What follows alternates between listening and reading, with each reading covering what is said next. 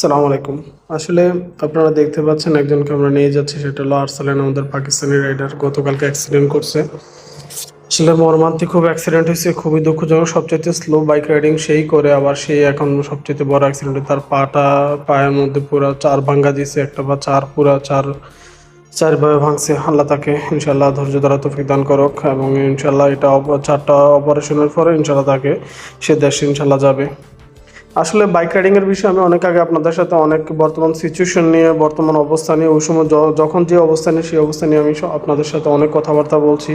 এটা সত্য, bike riding এ আপনার ভালো, ইনকাম ভালো, সব কিছু ভালো, কিন্তু ভাই অ্যাক্সিডেন্ট হলে লাইফ শেষ, এটা তো আসলে মাইনে নেওয়া যায় না। পাশের যে ভাইকে দেখতে পাচ্ছেন, এই ভাইটা উনিও তালাবাত রাইডার, ওনার পায়ের হাড়টি সম্পূর্ণ ভাঙ্গা বাইরে চলে গেছে।